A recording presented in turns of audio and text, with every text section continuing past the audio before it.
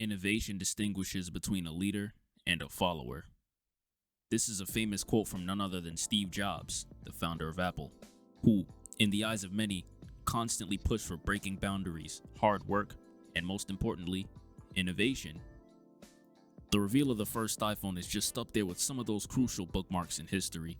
Like, I'm talking up there with the Montreal Screwjob, the presidential inauguration of Barack Obama, and of course, the ever so crucial Bikini Bottom Bubble Bowl halftime show.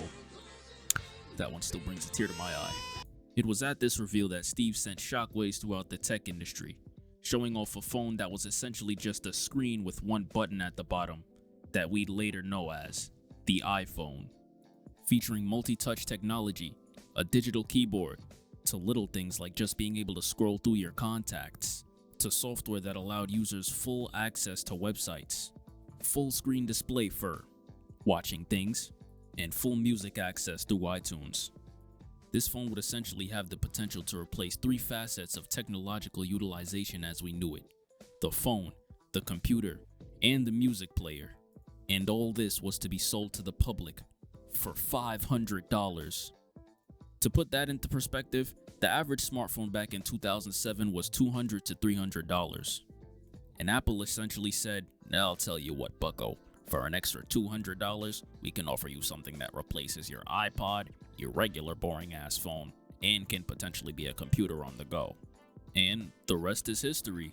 The iPhone went on to sell 200 units and fail. Just kidding, it did great. But tragically, Steve Jobs' career would be short-lived.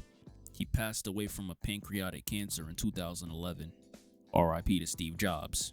But that little run that they had while he was alive, and even a little bit after that, was like the 73-9 Warriors. They did not miss. The iPhone 3G became compatible with 3G data, of course, and introduced the App Store, as well as GPS navigation.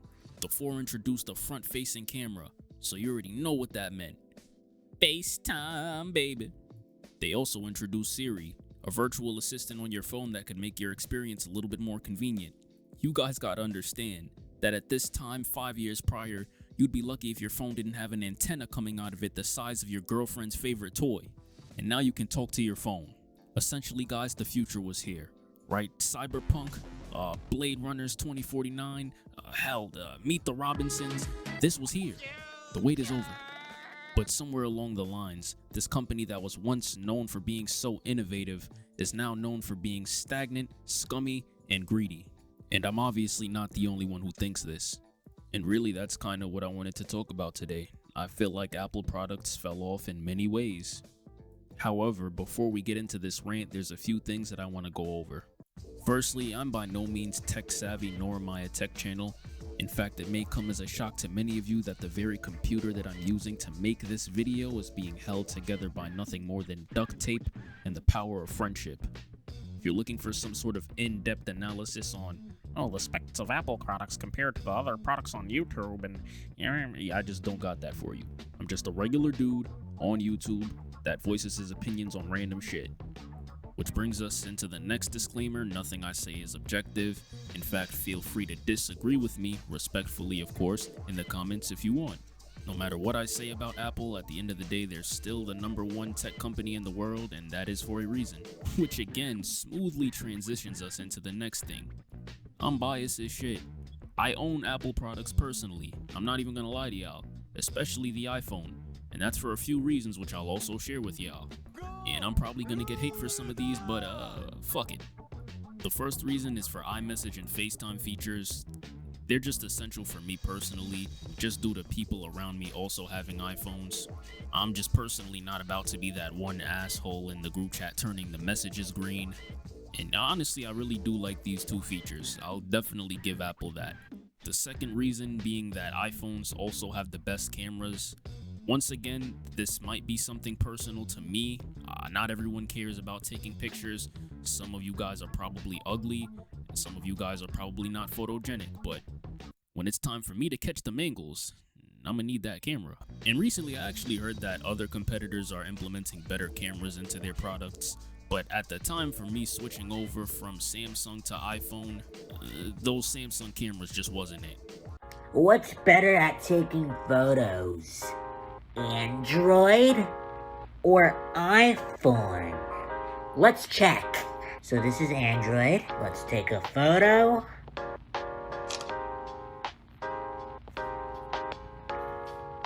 Wow. Ain't no reason why I'm taking pictures for the gram, and I got people asking me if Rosa Parks or Duke Dennis was my cameraman. Cause now I'm gonna take my ass to the Apple. Wait for December to come so I could put an iPhone on my Christmas list. Chestnut checker, save that money, kings. Also, I don't have pants pockets big enough to where I could have a wallet and phone in one pocket and have my Sony A7 Mark III in my other pocket. Having people thinking that I'm walking around with an AR-15 in my pocket, when in reality, I just wanted to take good pictures. And really just social reasons. Yes, the iPhone and Apple products can positively impact your social life. And not in a way to where like some car owners get to go out to those clubs and meet up with other car owners to network and stuff. No, not like that at all. I mean, like, at least for my age demographic, having an iPhone is the only way people will take you seriously right now. I'll give you an example. Imagine trying to go up to a girl and get her number with one of these. If that baggy ass phone case doesn't get you rejected, then those green messages probably will when you text her. And let's say theoretically speaking you were a 10 out of 10. Your My Player Builder gave you traces of Michael B. Jordan, Juan DeSimo, and Nick respectively, to the point where the girls just can't help but look at that baggy ass phone and still give you their number and text you back. You're still gonna have to hit her with the let's video call. And if she somehow still agrees to do that with you, which is probably not gonna happen, she'll call you and be smacked in the face with more pixels than an NES game because your camera is made from recycled junkyard parts. Congratulations, man.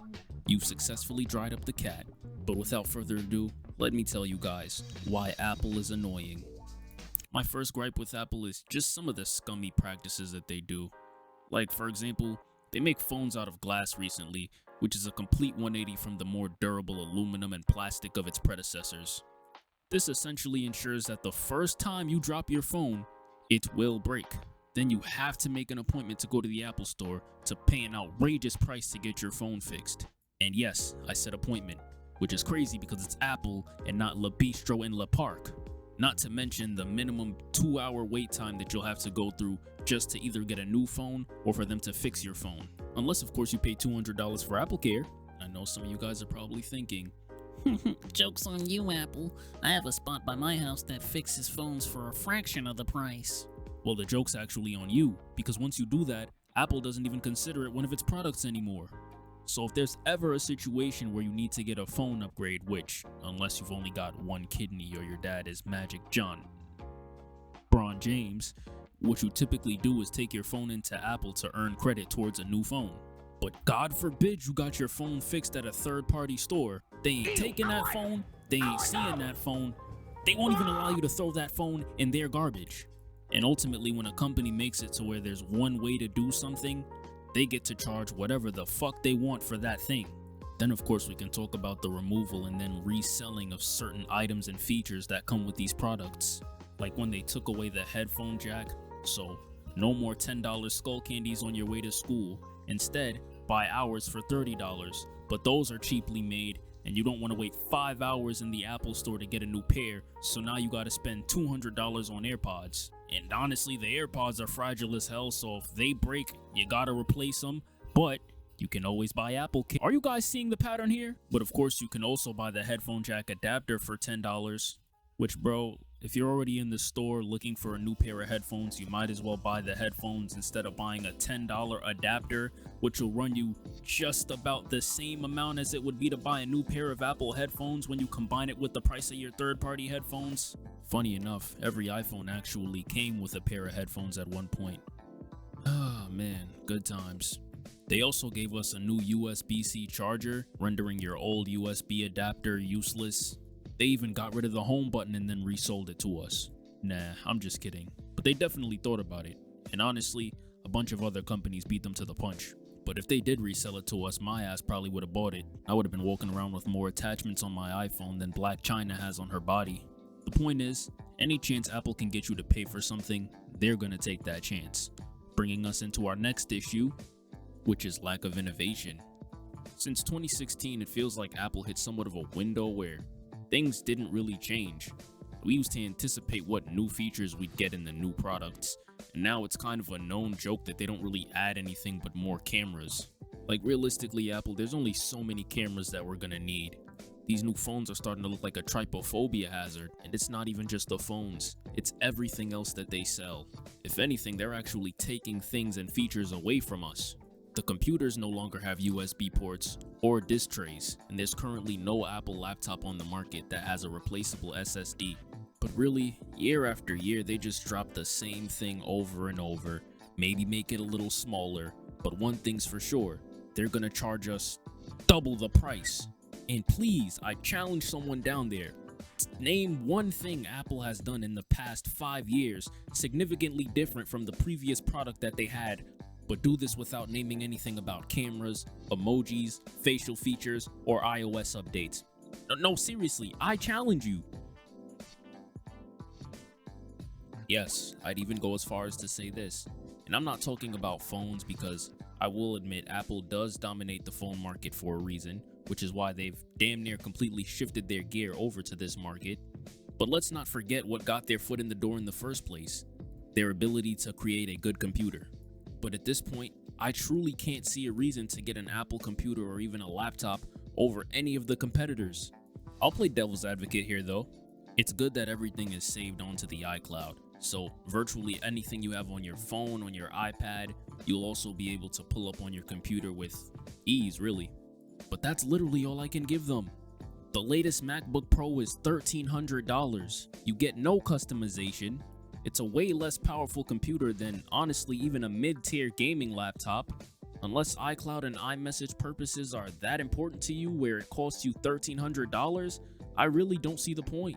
Would you rather be able to run 3 rounds of Counter-Strike at your local McDonald's by just connecting to the internet? Or FaceTime your ugly ass friend on a bigger screen? It's a no-brainer, really. If any of you guys were planning on getting an iMac or a MacBook for Christmas or your birthday this year, I promise you, just get a gaming laptop. You won't regret it. The prices vary way more, there's way more customization, you can actually play games on the thing, which even though that's not important and you're like an editor or something, gaming computers and laptops are just way more powerful than iMacs or MacBooks. And there's overall way more range. So if you don't want to spend $1,200 on a laptop, you can spend like $600-700 and still get a pretty decent product. And they're constantly adding and evolving. The only thing Apple adds nowadays is new cameras that don't make you look any better than you did before, new ways to disconnect you from FaceTime calls, and new ways to just make you pay for new shit that you don't need to pay for. And it's fine, really. If Apple wants to stay stagnant and release the same product over and over again, I don't have an issue with that. My issue with Apple is that with every new product they drop, they consistently slow down the older versions of the device, essentially making it to where you can wait 5 years to upgrade, but you'll have to upgrade if you want to stay with Apple. And this is confirmed that they do this too. In fact, you know, I'm curious. Well, why do they do this? I want to see what bullshit they're gonna say. Oh, so you're shortening the lifespans of these products, but it's not intentionally to shorten the lifespan of these products. Oh, I've heard more believable stories from Kevin Gates. And to be honest with you, I just put my hands over the battery and prayed, Lord, please let this woman battery start. On a physics level, that's impossible. You might be thinking to yourself now, because I know I sure as hell am. With all these issues with Apple, why are they still the #1 tech company in the world? Why are they so successful? Why? It doesn't make any sense. Why? And honestly, I think it really just comes down to influence and hearsay. When you see enough people with something, even if you don't even know why they have it, it's just, you kind of feel like you have to have it too. Also, Apple's low-key becomes somewhat of an aesthetic. Everyone pictures themselves walking into a coffee shop, pulling out their sleek new $1,300 MacBook Air, while they grab their matcha latte and take a sip out of it. But here's what we're gonna do. We're gonna ask the all-seeing eye itself, Google. Beautiful to look at and a pleasure to use. Yep, I'm right, it's aesthetic. Fuck you, Apple. Bring back the home button. Sparky out.